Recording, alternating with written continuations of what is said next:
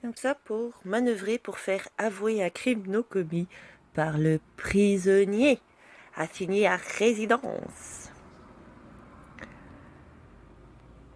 En s'apercevant que Buckley avait été témoin de la scène, Cameron le fit entrer dans son bureau et lui expliqua que la déstructuration consistait en de longues périodes de thérapie du sommeil suivies d'électrochocs. Il ajouta la plus grosse difficulté est de s'assurer que les patients ne se réveillent pas d'un seul coup et n'essayent pas d'en profiter pour se faire la belle. La jeune femme en était encore aux premières phases de sa déstructuration et commençait à perdre la mémoire. Le psychiatre développa. Elle sait encore où elle est et pourquoi elle y est. Au stade suivant, elle sera angoissée lorsqu'on le lui demandera. Au troisième et dernier stade, son anxiété aura disparu.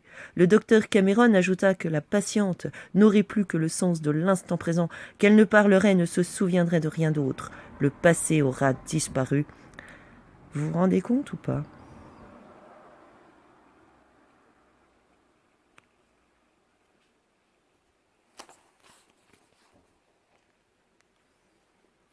En utilisant des bactéries qui se déplacent bien horizontalement, les souterrains pourraient devenir des sites d'épidémie de masse. Cette note avait été rédigée en juillet 1934, après l'arrivée au pouvoir des nazis. Selon un autre document, 2 mois après la rédaction du précédent, par une chaude journée d'été, des agents allemands pulvérisèrent des milliards de microbes dans le métro parisien. À l'origine, il n'y avait que 2 projets dont les noms de code étaient Bluebird, l'oiseau bleu, Artichoke, un oiseau et un légume qui comptait parmi ses préférés. Plus tard, il y eut Naomi, du nom d'une cousine. Mais bientôt, il y eut tant de projets qu'il y eut recours aux chiffres. À ce moment, le nombre total de projets dépassait la centaine. Ils atteignirent le nombre de 149. Le projet MK94 consistait à enquêter sur le contrôle directionnel à distance des activités de certains centres spécifiques du cerveau. Le projet MK142 portait sur l'étude des stimulations électriques du cerveau. Constamment à la recherche d'informations susceptibles d'être utiles à son programme d'armement biologique, le docteur Gottlieb fit appel aux archivistes de la CIA. Ils retrouvèrent un carton de documents que les agents des services secrets de l'armée américaine avaient trouvé à Munich en 1945. Sur l'étiquette du carton, on avait écrit « Expérience du ministère de la guerre allemande 1934-1939 ». On pouvait toujours lire la mention secrète qu'avaient apposée les Allemands nazis. Voici ce qu'il écrivit, la plus célèbre œuvre de saint Ignace de Loyola, les exercices spirituels, le manuel d'apprentissage. Tous les exercices sont conçus pour tourmenter le sujet. Les premiers ont pour but de réduire le novice à la contrition, la honte et la peur. Son esprit est plein d'images effrayantes dont on augmente l'impact en l'affaiblissant physiquement et en le privant de nourriture et de sommeil. Ils nous le font, hein. On le réduit à l'état d'épave. Ensuite, de but en blanc, on lui offre le salut avec de nouveaux exercices. Rien de neuf sous la comète. Attention aussi à ceux qui viennent vous faire douter de vos convictions, vous culpabiliser ou vous faire des sentiments d'anxiété. Ah ben, on a tout sur le net, hein. Vous avez de tout. Ces derniers commençaient par instaurer chez la personne des sentiments d'anxiété et de culpabilité infondés pour le faire douter de ses convictions. Et si vous lisez tout ça, là encore des mécanismes physiologiques, pour donner des résultats, etc. Terroriser pour contrôler. Il avait fait du Allen Memorial Institute l'un des hôpitaux psychiatriques universitaires les plus réputés. Il s'y trouvait un laboratoire comportemental spécialisé dans l'étude des réactions humaines à l'aide d'enregistrements sonores et visuels. Cameron expliqua qu'il était bon pour les patients de commencer par les isoler, puis les désorienter, avant d'essayer de restructurer leurs attitudes. Il pense alors que les Chinois avaient sélectionné uniquement les prisonniers qu'ils pensaient pouvoir rendre suffisamment dépendants pour finir par adopter les opinions de leur geôlier. On y trouvait entre autres une grosse machine couverte de cadrans et de boutons que Cameron appelait le transducteur de mouvements corporels. Il affirmait que cet appareil pouvait produire jusqu'à 100 000 informations par minute pour chaque patient. La cage grillagée était également équipée de micros cachés. Chut, faut pas le dire. Au panthéon des armes biologiques dont disposait le docteur Gottlieb, la Brucella était une arme relativement modérée qui handicapait les victimes plutôt que de les tuer. Cependant, elle pouvait tout de même invalider quelqu'un pendant 1 an et engendrer des dégâts irréversibles sur la charpente osseuse et la région génito-urinaire. C'était donc l'arme idéale pour rendre inefficace une force de combat ennemie et sérieusement affaiblir la population civile pour une durée considérable. L'utilisation du scénario apocalyptique pour terroriser. Ce scénario apocalyptique mena à l'agrandissement du fort d'Ettrick. Le site devint officiellement un fort en 1956. Pour son 13e anniversaire, encore un 13, non sans blague.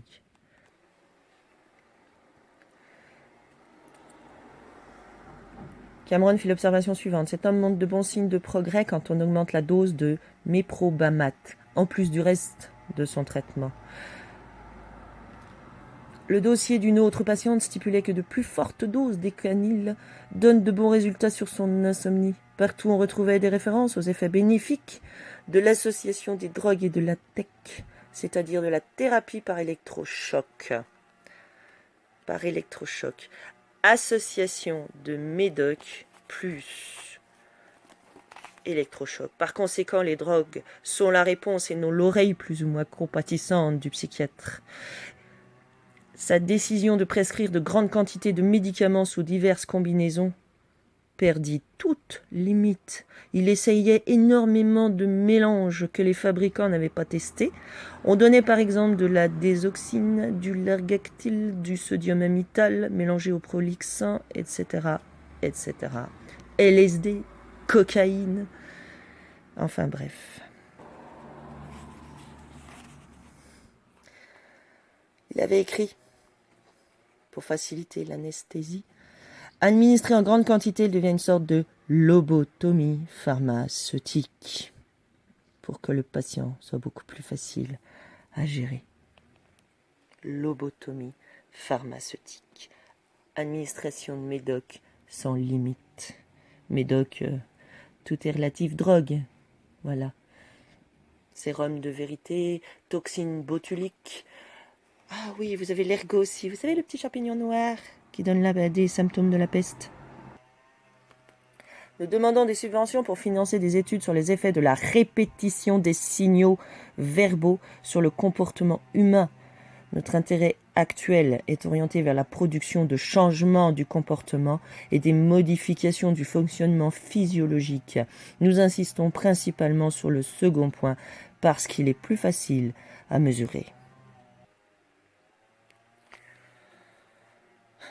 En quelques mois à peine, encouragé par le docteur Gottlieb et supervisé par Frank Olson, le microbiologiste créa de minuscules bombes biologiques. Ces mini-bombes étaient conçues pour pénétrer jusqu'au fond du système respiratoire humain en entrant par la bouche et le nez pour atteindre les poumons.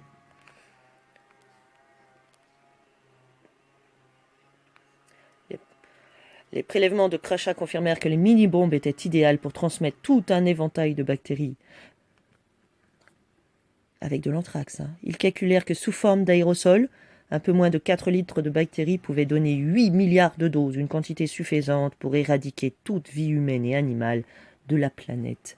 Mais continuez à gazer avec votre arsenic et compagnie, continuez à gazer des gens, vous emportez des responsabilités, des culpabilités, mais c'est vrai, c'est vrai. Ce n'est pas des chants blablabla. Quand on met de l'arsenic dans des bombes et qu'on envoie ça sur des gens désarmés en Robocop qu'on est, etc., etc. Pourquoi la torture des prisonniers? Parce que les prisonniers ont probablement fini par considérer leurs geôliers comme des gens bien. C'est ce qu'on appelle le transfert pathologique. Tout ce qu'il avait entendu avait renforcé sa conviction que l'on pouvait percer le mystère du lavage de cerveau. Nom de code MKUltra. Voilà. Sans compter tout ce qui servait de couverture à leur recherche. Et vous pensez que ce sont des gens qui veulent votre bien? Sérieusement. Bonne journée à tous. Je vous ai oublié celle-ci. Il s'agissait principalement de travail expérimental, des expériences utilisant des vecteurs. Des insectes qui, comme le moustique, peut être porteur de la fièvre jaune, sont capables de transmettre des maladies d'un organisme à un autre.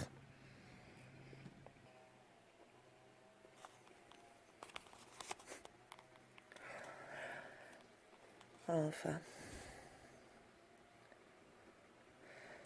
Ce dernier a reçu un mandat pour chercher toutes les méthodes permettant de modifier le comportement humain, aussi bien technologique, scientifique, médical que psychophysique.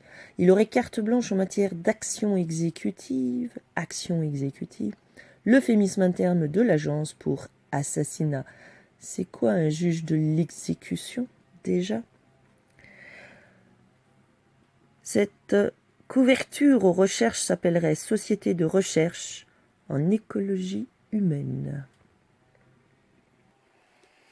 Alors vous doutez que vous êtes en pleine conversion religieuse, avec gouvernance par le langage, etc., pour vous faire des rituels et compagnie. Il commença par expliquer le fonctionnement de la conversion religieuse et ce que l'on pouvait accomplir grâce au jeûne, à l'inconfort physique et à la douleur. Bien utilisées, toutes ces méthodes pouvaient déclencher de puissants sentiments de culpabilité, d'anxiété ou de détresse et aboutir à l'effondrement nerveux. Telles étaient les conditions préalables nécessaires pour provoquer l'état indispensable pour qu'une personne soit prête à se convertir ou abandonner une conviction pour une autre. Gérée correctement, cette méthode était très efficace pour pousser un individu au bord de la folie. Il suffit d'utiliser intelligemment l'obscurité et de continuels rythmes de bruit. Je ne vous parle pas des excréments et des odeurs d'excréments nauséabondes. Traumatisme infantilisé psychologique traumatique qui amène le sujet à se tourner vers la personne qui la menace ou même met sa vie en danger. Purée. Précurseur de l'armement chimique apparu dès la Première Guerre mondiale qui coûta la vie à 5000 soldats canadiens. Des années plus tard, Cameron avait toujours dans sa bibliothèque personnelle une copie du rapport d'autopsie qui détaillait les effets du gaz chlorine sur l'un des soldats. Le corps montrait clairement une décoloration du visage, du cou et des mains, et en ouvrant la cage thoracique, les poumons sont sortis d'eux-mêmes, etc. Un liquide mousseux et jaune clair, de toute évidence, très albumineux, etc., etc. Mais c'est incroyable. Et vous croyez que vous vivez quelque chose de nouveau, là? Ça s'appelle quoi, ça? C'est de l'expérimentation sur cobayes humains, à grande échelle.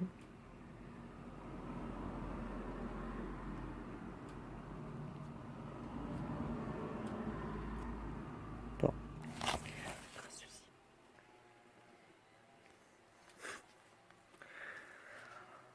Il fit parvenir une note au général de brigade J.H. Rothschild, un parent éloigné de la famille des banquiers, qui dirigeait Fort Detrick. Seuls Jules et Richard Helms, l'un de ses plus proches collaborateurs, avaient connaissance d'un document remarquable rédigé par Gottlieb. Il y était question d'un programme secret de contrôle du comportement humain qui semblait obtenir de bons résultats chez les communistes. C'est pas pour rien qu'ils veulent vous pousser au communisme, communautarisme et compagnie. Sois pas un membre unique. Ah oui, allez voir aussi la définition de la vie. Chez Larousse, les êtres humains ne sont plus en vie. Les animaux et les plantes, oui, mais plus les humains. Voilà, avant, un être vivant, c'est un être qui respire. Voilà. Et bien là, un être humain, il est vivant que s'il fait partie d'une communauté et qu'il n'est plus un être unique, individuel. Par lui-même, un individu unique. Ben non, il faut faire partie de la communauté. C'est pour ça qu'ils te disent de faire des collectifs. Partout. Il faut se réunir en collectif, en syndicat. Ben non, en fait, il y a quelqu'un. Nous ne sommes pas personne.